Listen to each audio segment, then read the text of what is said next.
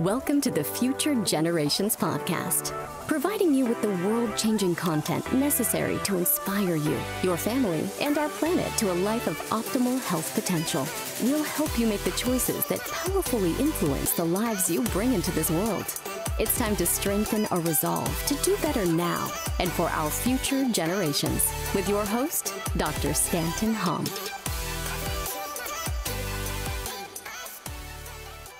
Okay, welcome to another episode of the Future Generations podcast. And I find that I say this all the time. Like I'm so excited and inspired to speak with this guest because I've been following you for a long time. I find, like we shared right before we hit record, that in this world where there is so much polarity and so much division and so much like dehumanization, that I find that Echo, I'm so inspired by your ability to take a strong stance, but also keep a humanness and keep a grounded nature to the way that you communicate things. I'm very excited to spend this time with you, but I would love to have you introduce yourself.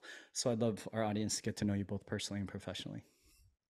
Yeah, I'm Echo, and I am a mother of three. I have kids in different stages of life, a high schooler, a middle schooler, and a first grader. So I'm navigating those waters. I've been married to my husband for 20 years now. And so keeping down the home front, supporting him is a huge part of my daily rhythm and role. And then on the side, I have been a birth doula for almost 17 years. Wow. Which has been an amazing journey to just love on women, support them, help them to learn how to advocate for themselves. And then on top of that, I also help run a nonprofit in Haiti, which is called MamaBaby Haiti. And that takes up a good chunk of my volunteer time. I want people to know that that's a volunteer gig that I do. And as well as spend some time on the social media, just helping people navigate conversations and tough topics. And that's how I got to meet you virtually. I would say that it was most visible and amplified when the reports of psychodisruptions, of all the ways that, the injectable thing was affecting women, also potentially how a lot of women were reporting just exposure and just whatever we want to define it as, having those types of effects too. I felt like your voice was one of the prominent voices that I found very much guiding for me in how to focus a lot of it. Because I'm a prenatal and pediatric chiropractor. Birth has been a conversation and a very strong focus in my practice, basically since its inception 13 years ago. And it's a very powerful place to stand in informed consent. I find that the conversation of informed consent when it comes to the last 3 years was, kind of riding on the backs of a lot of women who were mothers specifically talking about informed consent for their children. And then when you work in birth, it's like, wow, like this informed consent conversation, or maybe the lack thereof, or the paucity of informed consent for an entire generation of birth is gnarly when you really, really, really think about it. So I really appreciate that background of yours too. Yeah, it is gnarly. There's no way around it. So tell me a little bit about all the things, right? All the things that you find yourself living into in a purpose. How'd you get here? Like, was there any particular impetus that led you to the version of who you are today that you find inspiring, or you find you want to share? I feel like I was born an advocate. So it's just in my DNA. I don't know how to not operate in this realm. Like no matter what, I always find myself going towards justice work, but not in the way that the world will define it right now. You hear justice and you hear a political spectrum, like one side of a political spectrum. And that's not where I land whatsoever. So when I talk justice, I mean the true definition of justice, right and wrong, people being truly left behind, people being manipulated, people being harmed. I just gravitate towards it. I always have, I think, since I was a little girl. And so I think my voice really came when I mean, it's always been there, but it really started being ignited when I first started traveling to Haiti. Yeah. because I all of a sudden was witnessing something that no one was talking about at all. And the things that were being said weren't necessarily accurate. And so that was kind of a major red flag to me of like, what's being portrayed and what's being said via the mainstream media isn't actually what is happening on the ground, for better or worse. Mm-hmm. In some ways it's far better there, in some ways it's far worse.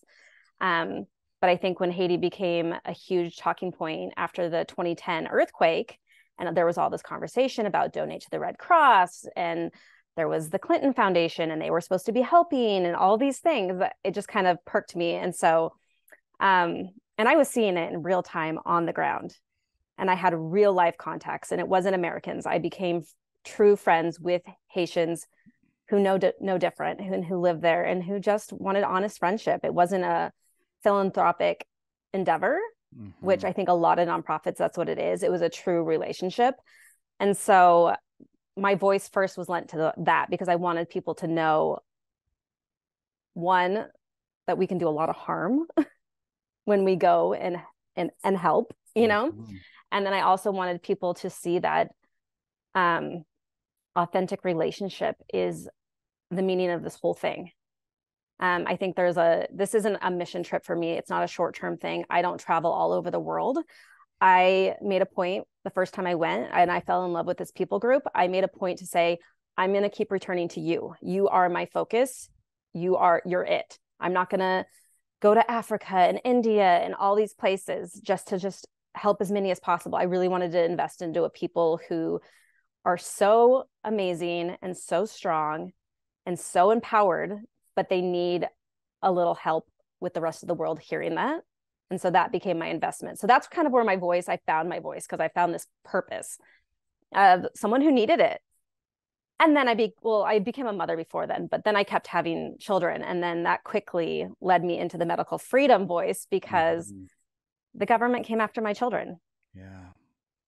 They came to Oregon right after they came after California. And I was just like, whoa, I never thought this would happen. And so one thing just organically led into the other. And I knew then that I had to publicly speak on the things that no one was willing to speak about, because if we didn't, my kids weren't going to have a future. They weren't going to have a choice. Informed consent, which is an ethical obligation, it wasn't going to be listened to. It wasn't going to be honored. And so it's all been very organic. Nothing's been like, oh, I'm going to take a stand because I just want to. It's just been like, no, I have to. It's out of desperation. I don't have another choice. It's kind of crazy because I came to this from a completely different road. I was in Iraq, and I remember 9/11, and I remember 3 weeks later my roommate deployed, and at that point I think the 5 of us roommates never saw each other again in full. Wow. For the next I guess that would be next 4 years. And so we were young 20s.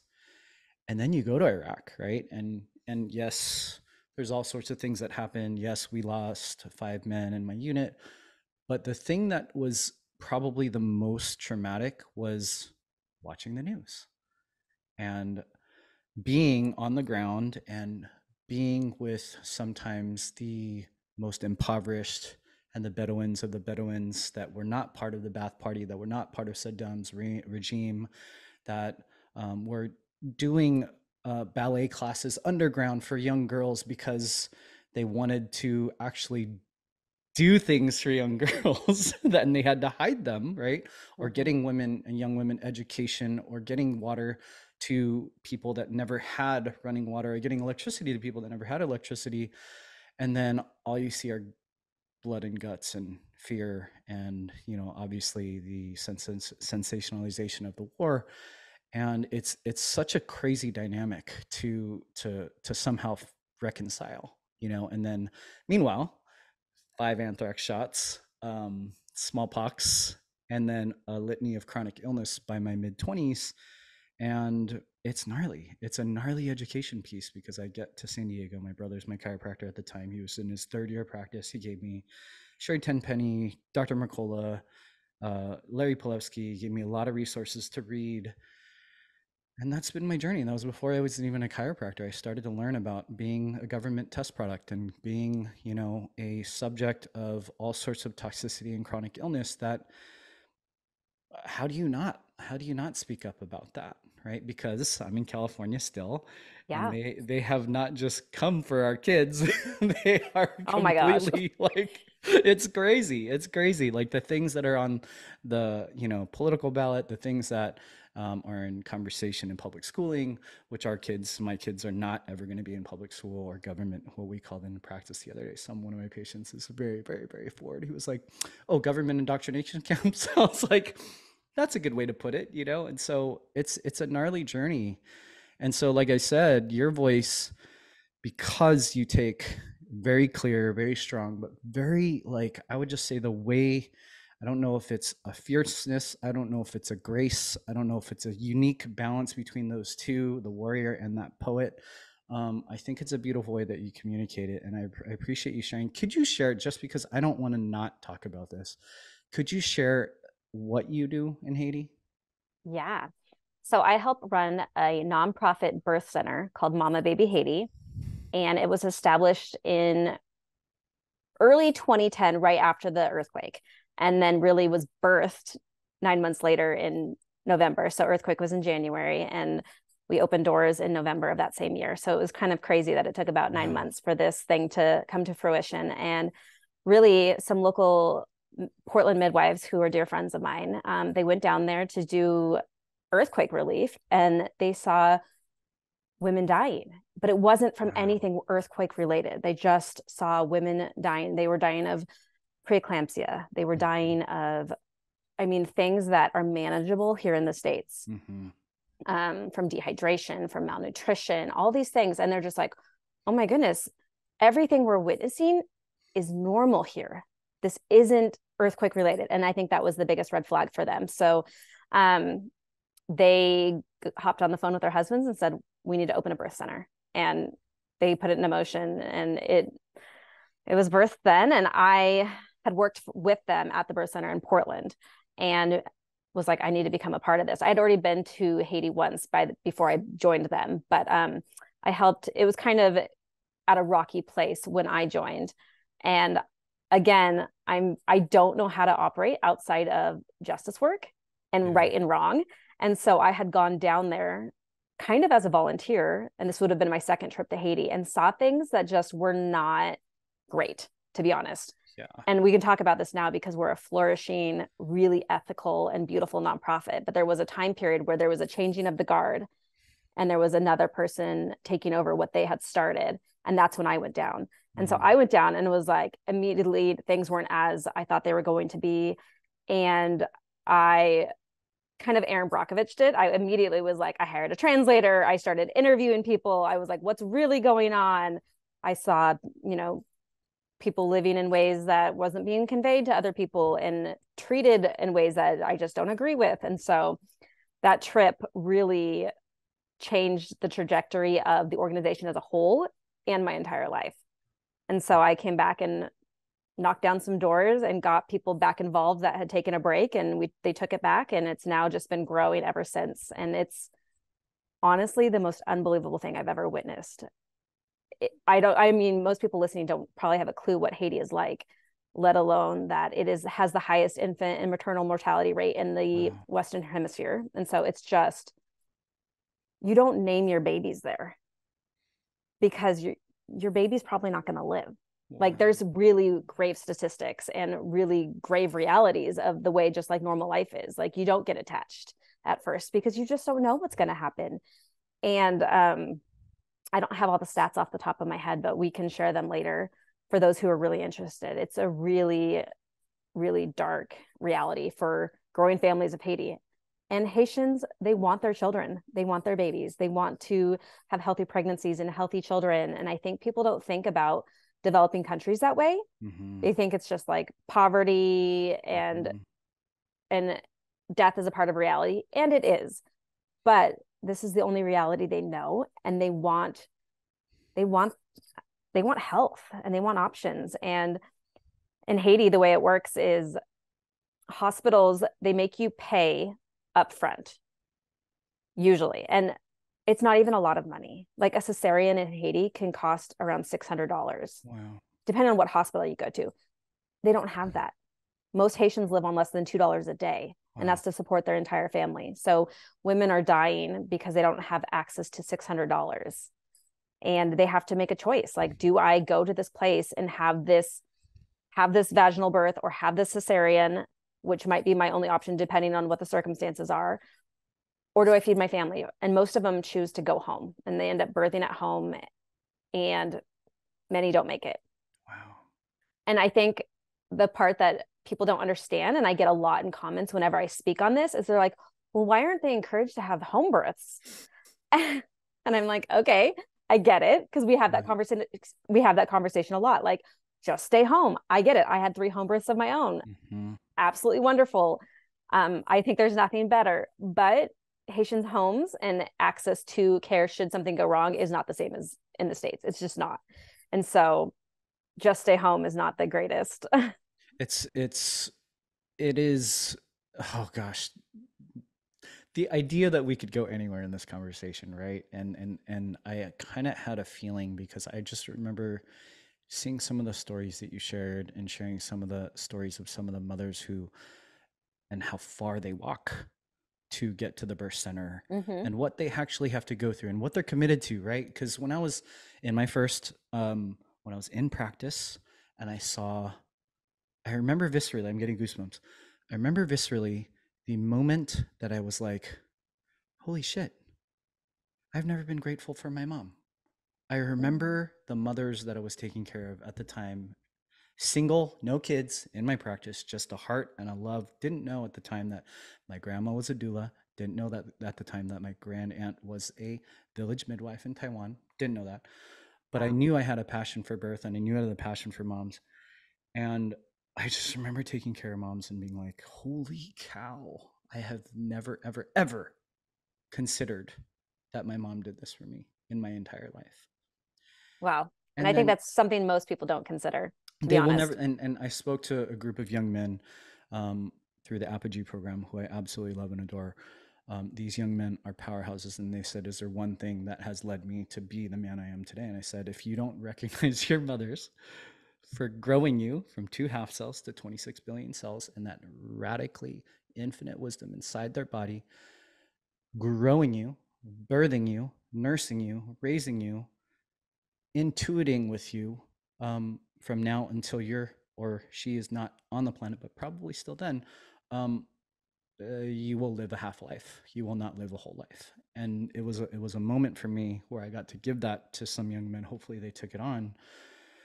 But it was one of those moments, right? Because I was watching that story, and I haven't been to Haiti. I've been to the Dominican Republic.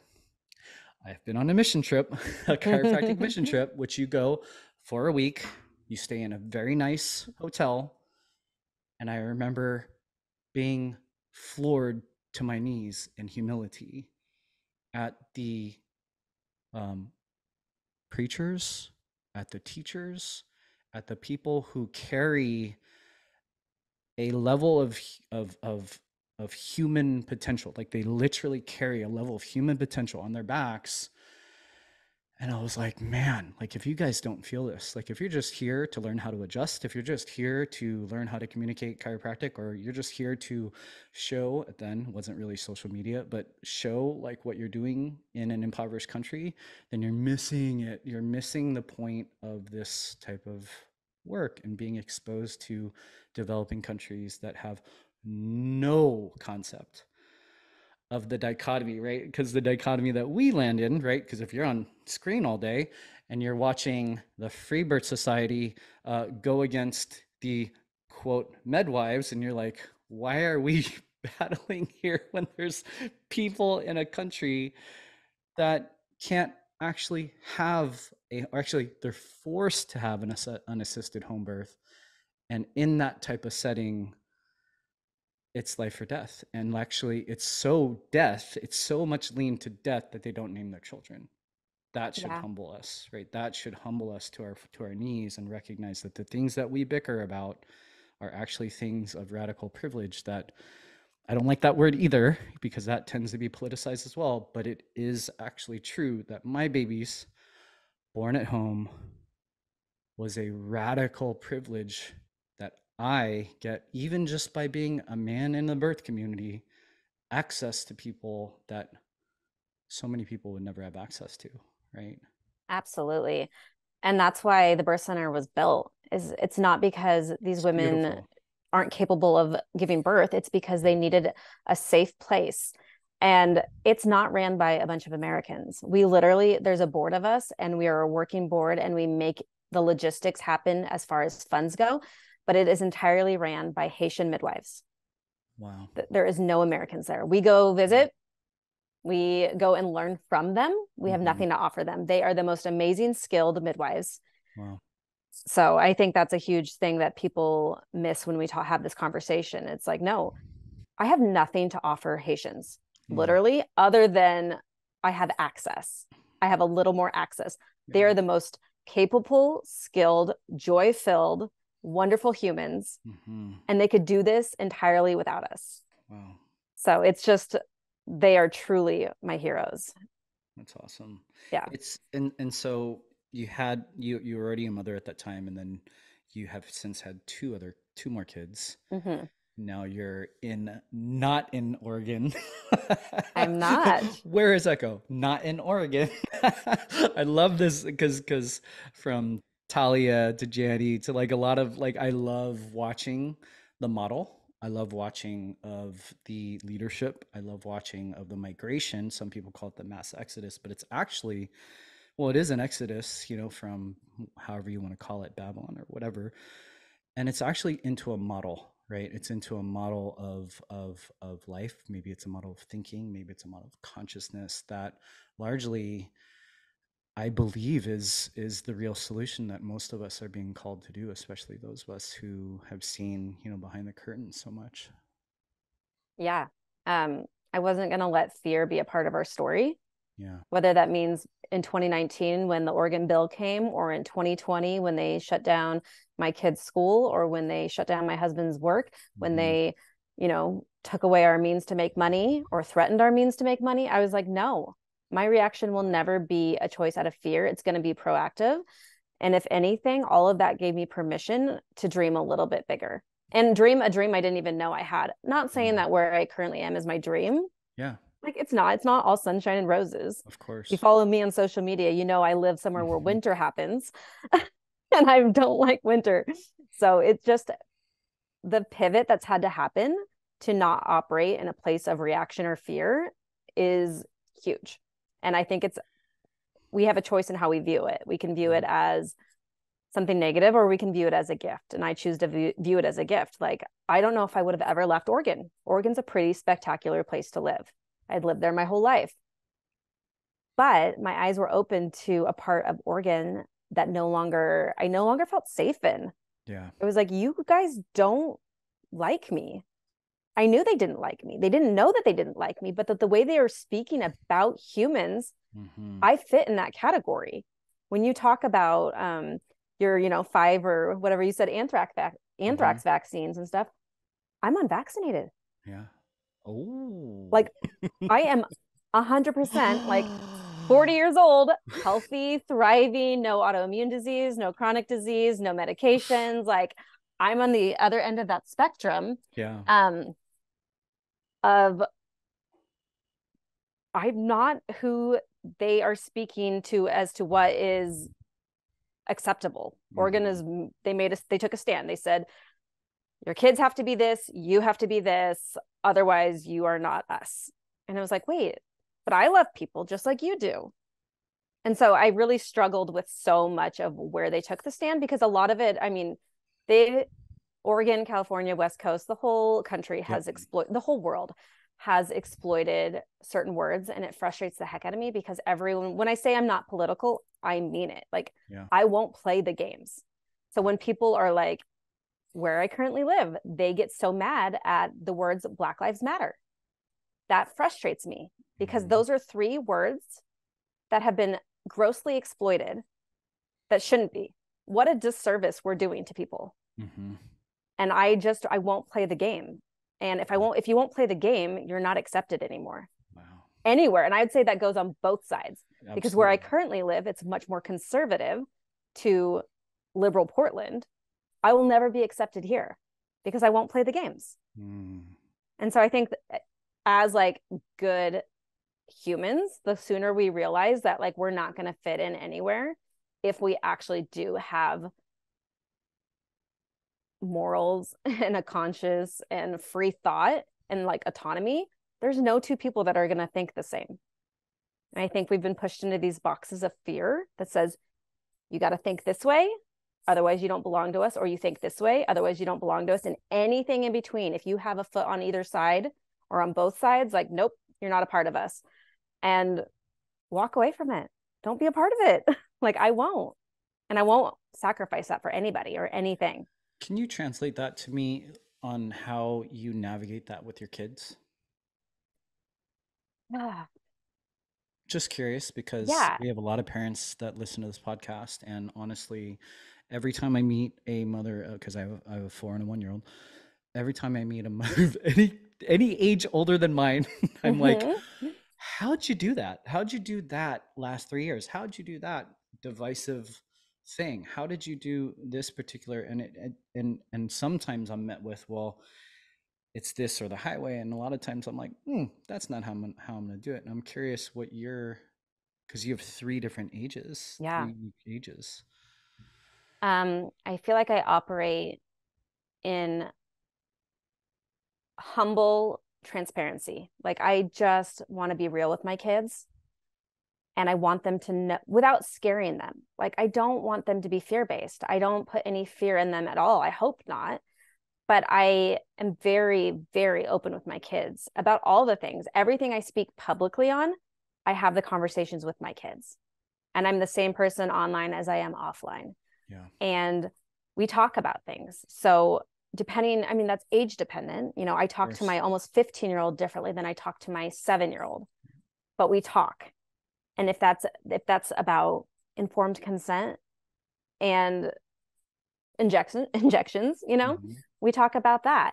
If it's about political divide and the things that they're going to hear amongst their peers, we talk about that. Like, I think creating open dialogue and a safe space for them and for you. Like, I've created this place where I can say things openly and honestly, and they'll receive it, and vice versa. Like, there's nothing they can say to me, no questions they will ask that I'll ever be like, that one's off limits. We don't talk about that in our house. We don't do that in our house. There's none of that at all. It's an open book, open dialogue, always respect. And I think the biggest thing I'm learning at this season of life is that I don't always do it right. And so I'm becoming very quick to apologize and ask for forgiveness when I do it wrong. And I think that's probably the biggest thing that I have learned over the years is I'm not always going to have the answers, and I'm not always going to approach it right.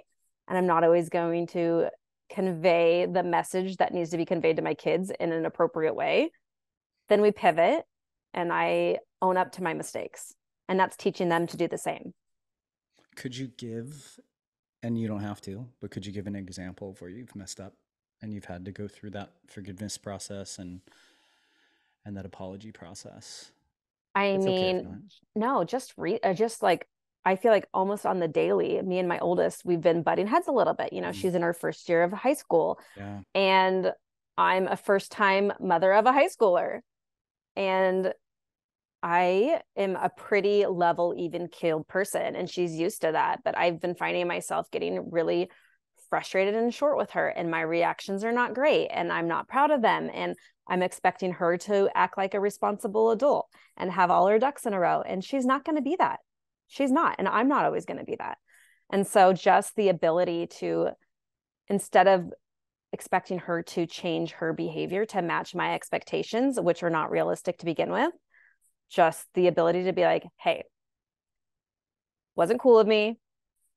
I did, I shouldn't have done this. It's just really simple stuff. I mean, I don't know if it's happened on the larger scale, on the larger topics, because my kids have really been receptive to it all. I think they really trust me. But on the little like day-to-day things, like I'm apologizing left and right. And that's not easy for me. It's a like a really intentional thought that I have to have, like, okay, I'm not always right. How do you think you create the receptivity on the big things? I don't just say this is how we do things. I tell them why. Yeah. When they ask, when we're talking about vaccines, when we're talking about informed consent, when we're talking about how we love people who live differently than us. Mm-hmm. I live it out. What I speak onto them, I live out. And when they have questions, I never scare away from them. Like, it doesn't matter. Like, I talk a lot on social media about how I'm navigating social media and smartphones with my kids. I did not just say, you don't get an iPhone, you don't get social media because I said so. I get in there and I get my hands dirty and I do the research and then I share it online, but I share that same stuff with my kids. I'm like, you want to know why? Let's talk about it. Mm-hmm. This is why. This is what's happened to other kids your age. This is the path that they've gone down. This is what they've fallen for. And this is what's happened to them. And then all of a sudden my kids, and it's not to scare them. I don't do it in like a scary way that's like, oh, I'm going to scare them into submission and never wanting to do these things. I do it in a really open, honest way. And then I answer their questions. And usually, maybe not in the moment, but later they'll come back to me after an instance and be like, thank you. I get it. Wow. They're at that age now where they can do that. And it's pretty amazing to watch it lived out. I think it's awesome because my oldest is 4 and she is just right before the age where she's going to call me out. You know, if there is a contradiction, if there is, they do. Trust me, I know, especially our kids, right? Especially if you're a justice person, if you're a right and wrong person, and then if there's an inconsistency or hypocritical moment, it's like for sure, you know. And so I appreciate you sharing that because there's a level of transparency that I believe that humans are. I think we're birthed with it, right? I think it's part of our prefrontal cortex. I believe it's part of like just the evolution of our neurobiology is such that we understand these types of things. And children, if given that opportunity and given that conversation and given that transparency, they should call us out when there are those moments and they should highlight those moments. And then it's actually a good moment for us to come back and be like, hey, by the way, I was like way off in that moment, right? And it's one of those things that I find myself, I think I've done that since my kid's been born, you know, because we've always just talked to our daughter, you know. And so I appreciate you sharing that. We've been speaking around a lot of it. I would love for you to just verbalize, like, what do you think is one of the biggest challenges we face today? Fear. I think we are so fear-filled, even those of us who know what's true and what's real. We are captured by fear because we don't want to lose certain people in our life. We don't want to take a stand and be seen a certain way. We don't want to be canceled. We don't want to be deleted. We don't want to be, and I admit I live in this a little bit. I would say I'm fearless, but there's no such thing right now unless you're willing to give it up, give all of it up. And so we just, no matter what, I think every single person right now operates in some kind of fear-based reaction. That's why people are lining up for vaccines and boosters, because they're fearful. Either fearful of what we were told to fear, or they're fearful of their friends and family, or their coworkers, or their job, and even those who speak out. Like, they started deleting all of us. How many times were you deleted? Twice. Only twice. I thought it was more than that. Good job. I have 5 accounts, but right. Okay. Yeah. Maybe that's where I got it.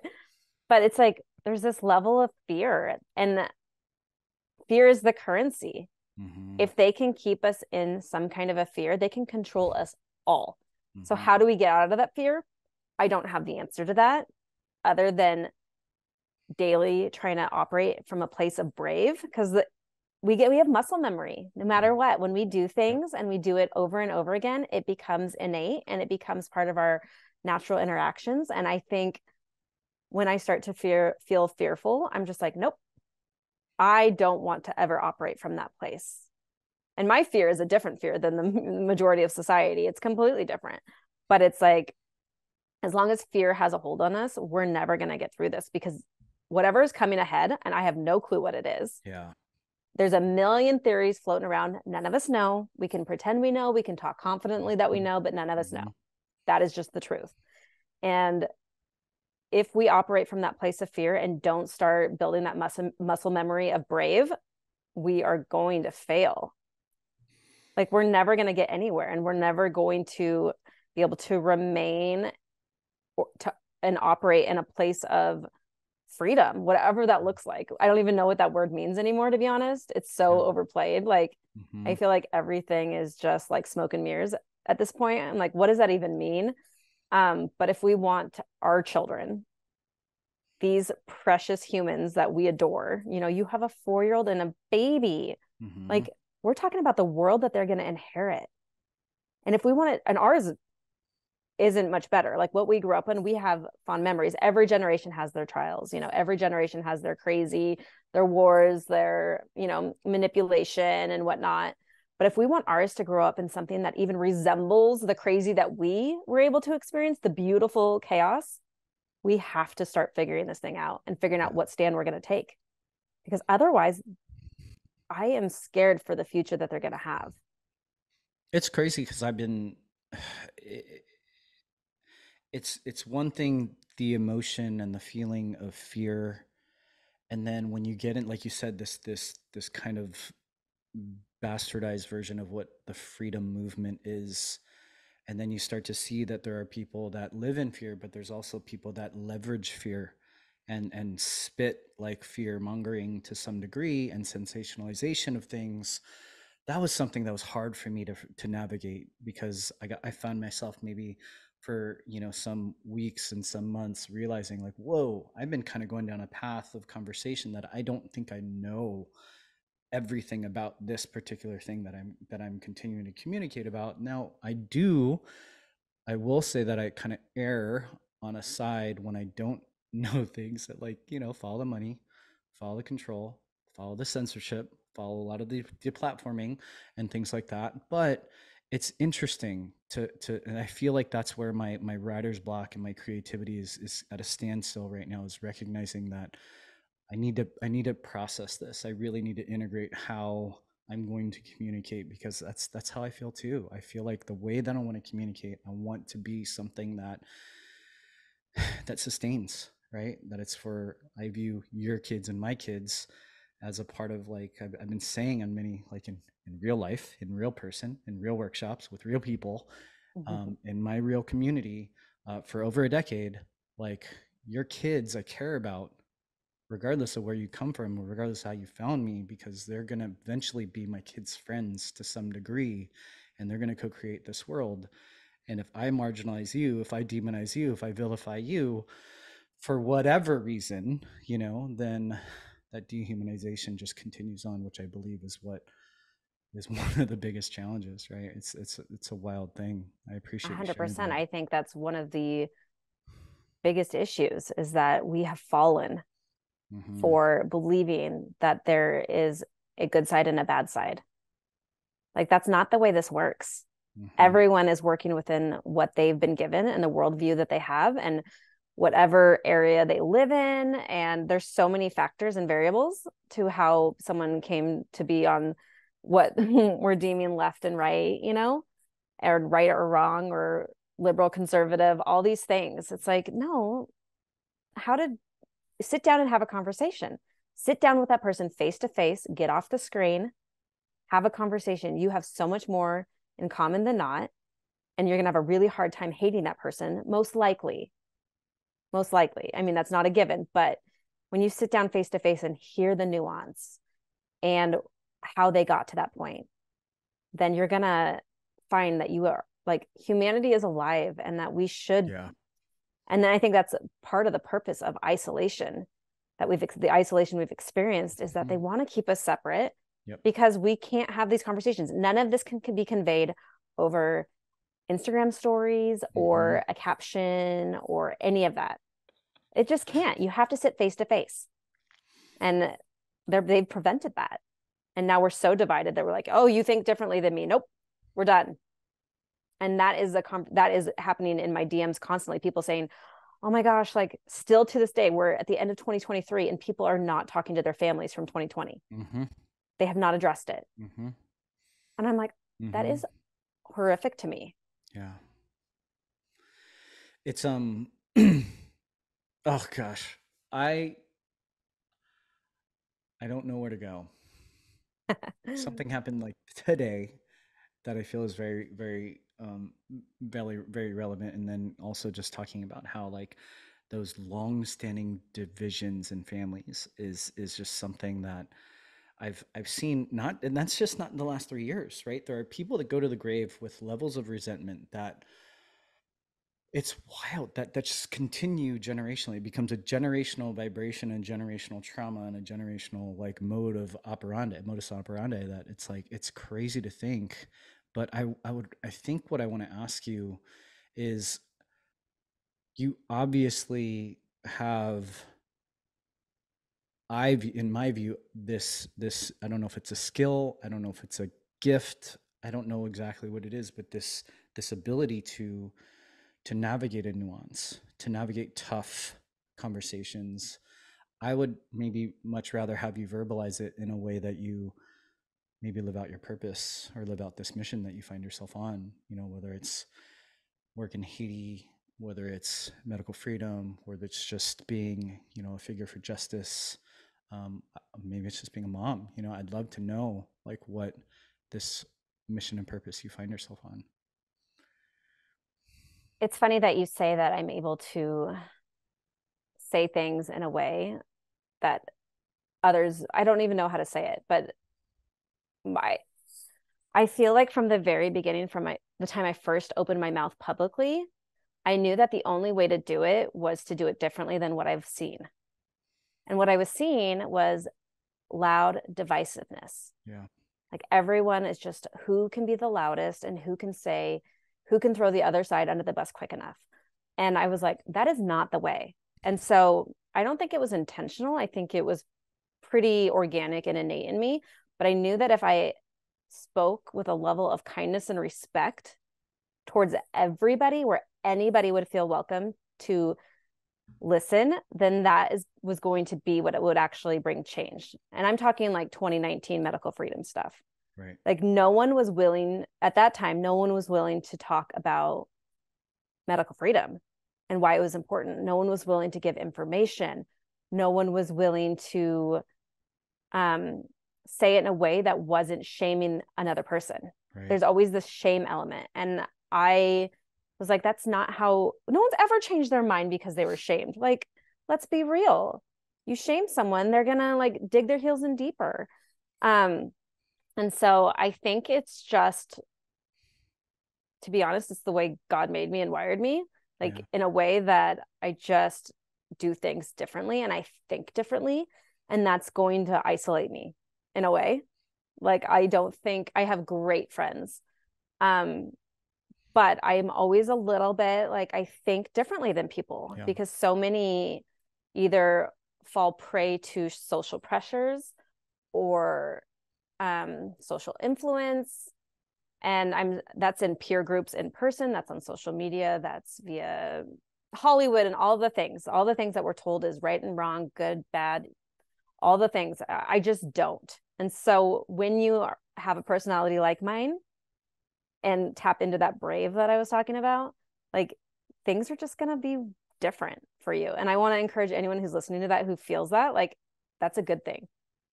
If you don't feel like you're like everyone else, that is a good thing because everybody is jumping ship or jumping into two categories. And I don't think either one of them are remotely right.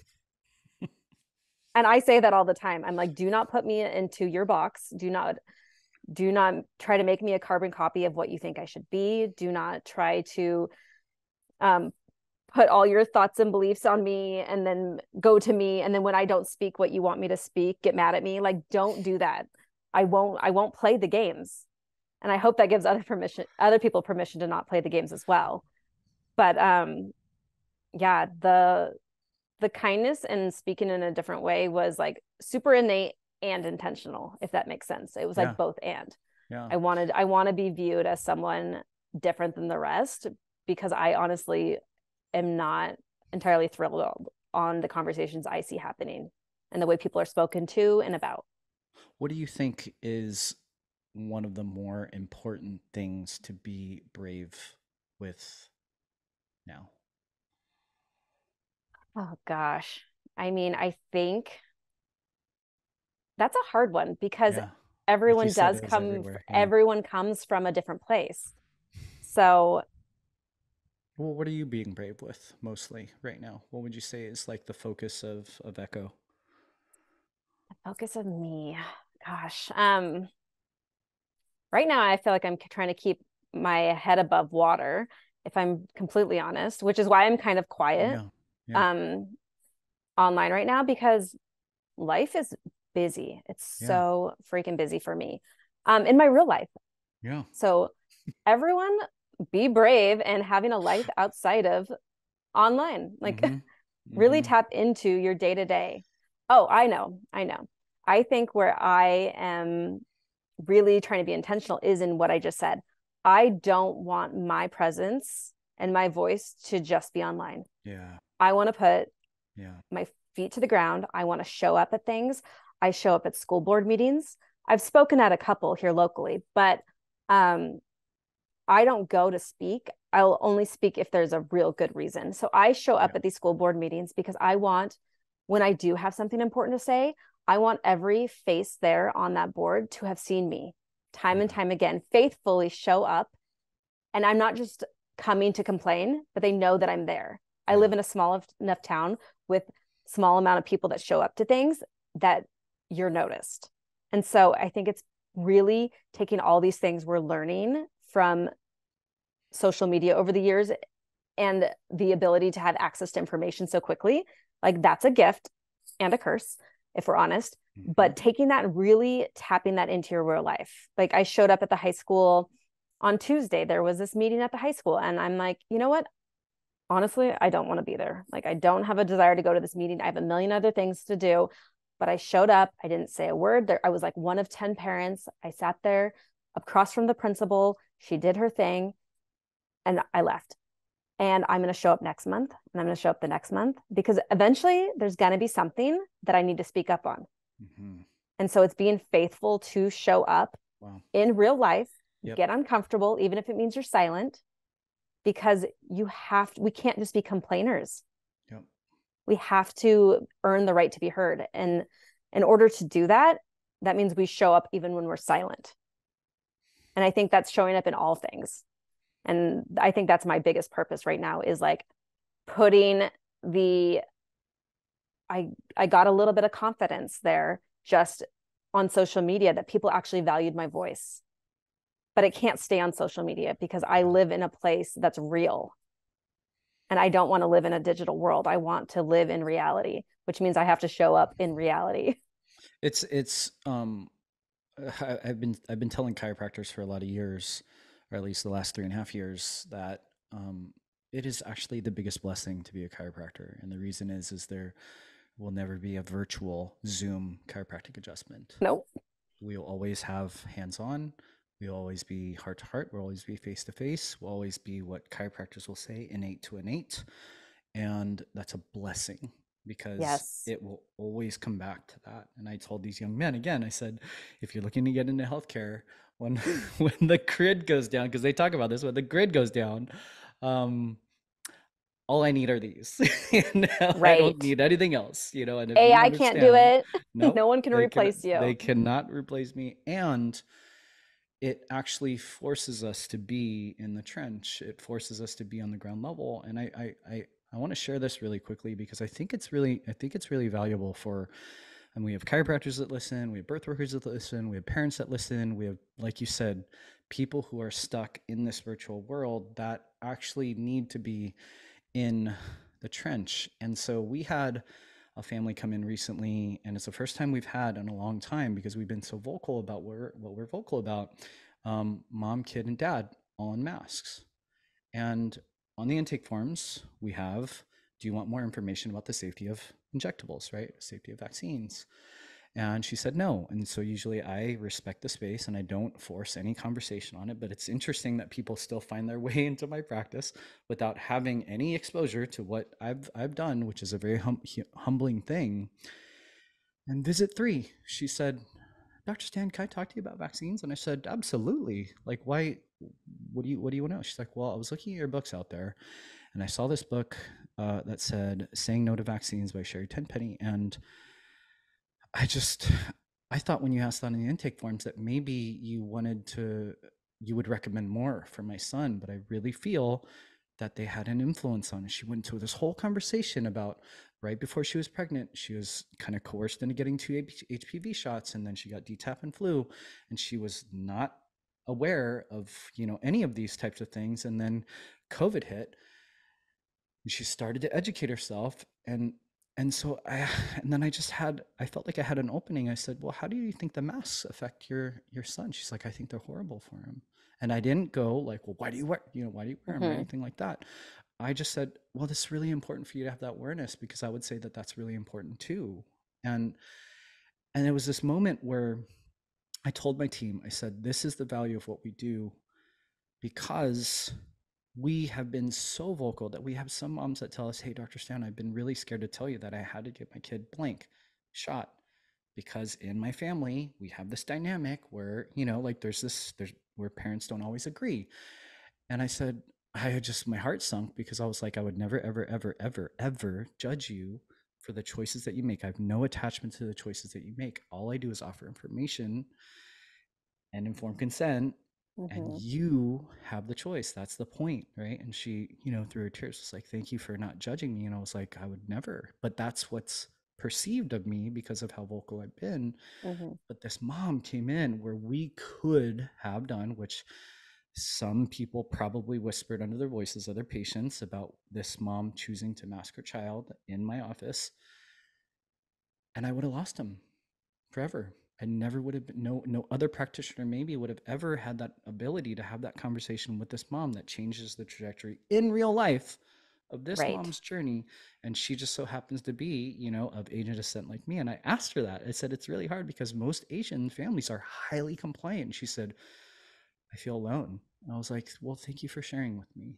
I'm here for you, and it's a really important thing what Echo is sharing, because it's too easy to be caught behind a screen. It's too easy to get in these, thumb, whatever you call it, like these thumb wars with other people, because you're just ticking away on your screen in the process, not even recognizing that you're living one of the most contradictory perspectives and dehumanizing someone else just because of their perspective, and not recognizing that we can't possibly see the world in the same view. Like, it's a wild thing. I appreciate you sharing that. Yeah.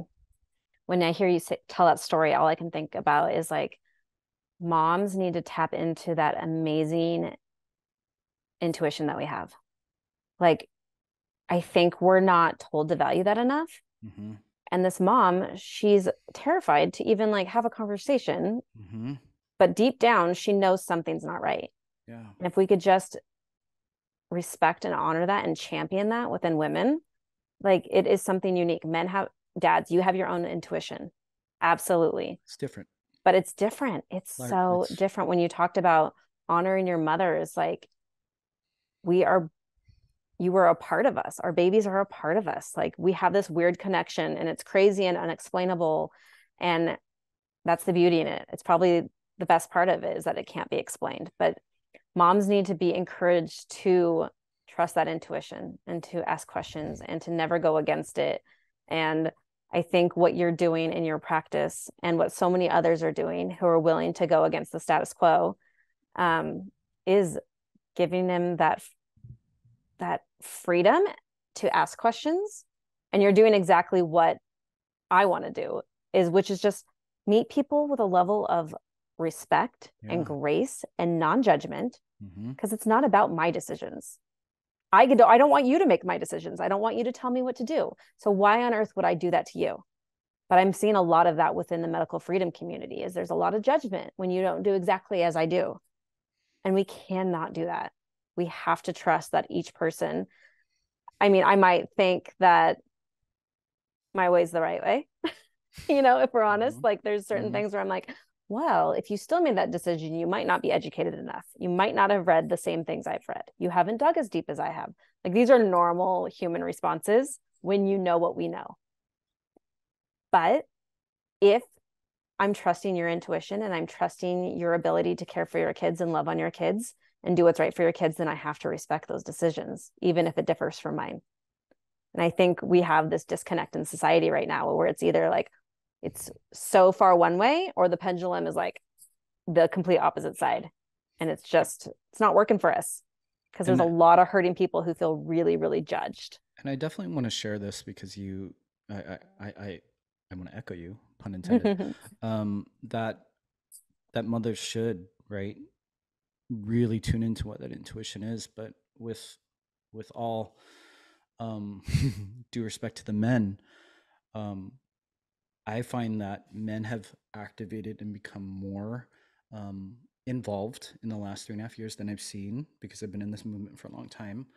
And I think we got to do more. I think we got to recognize that women have been taking arrows for our kids far more than men, because I've been at the Capitol. I've seen upwards of 3, 4, 5,000 people in Sacramento. 90% are women. And it's a gnarly thing to experience, because when do you send your women off to war? You know, not to say that women don't need to be, because they do, because mama bears don't get in the way of them. And I could go further and say, just, stop pulling the rug out also, but I don't want to go that far right now, because I see that too.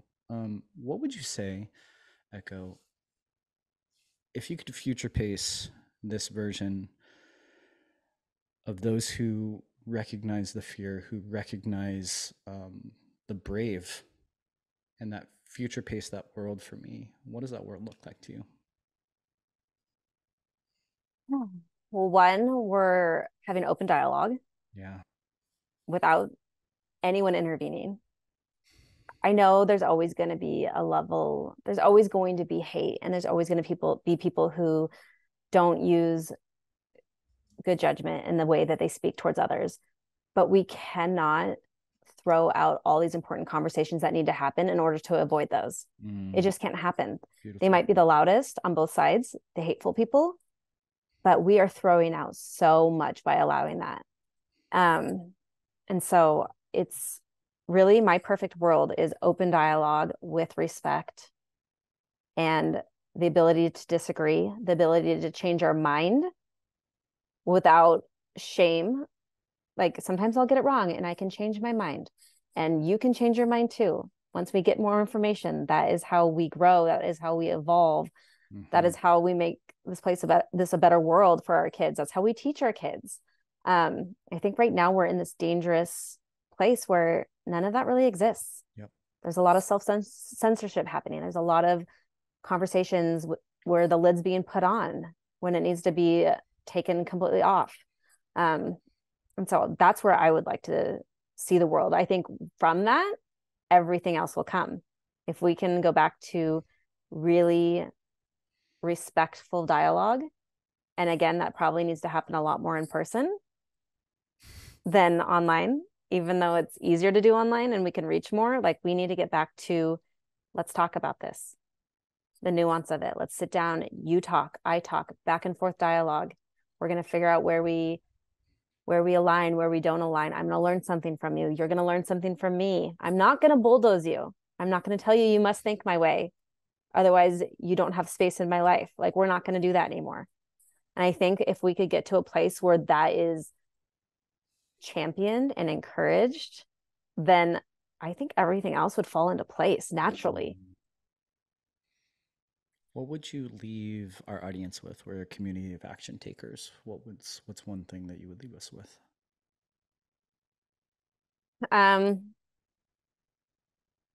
Just say it. Like, if something comes into your mind, I love it, and you want to talk about it, like, stop talking yourself out of it. I hear so many people that be like, oh my gosh, I respect your voice so much. I respect what you do. And I could never do it though. Yes, you can. Absolutely, you can. Oh, thank you for saying that. If it comes into your mind and you think it and you agree with it and you align with it, say it. Just say it respectfully. You don't have to shame anybody. And I think that's what you said it earlier. That's one of the things I do well, is being able to have these conversations and say the hard things, but say it in a way that every type of person can hear it. And sure, there's going to be some that are like, ooh, don't like that. That makes me feel a little bit yucky. That makes me feel convicted. I don't want to be a part of that.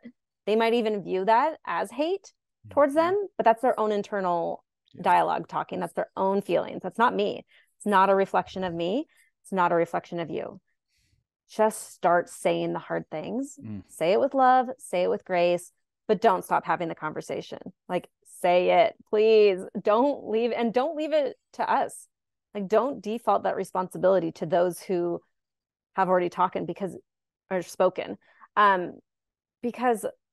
every person has something to offer that we don't.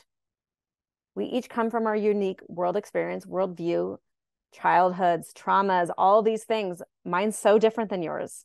So what I have to say is going to reach a whole different group of people, and it's something unique. And we're losing so many voices that should be speaking. Wow. Because of that.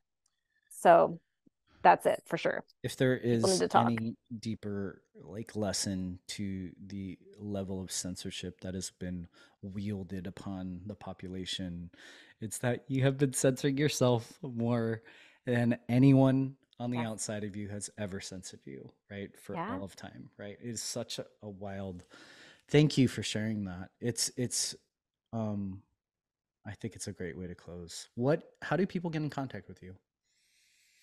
I can be found on my Instagram, which is Echo Unafraid.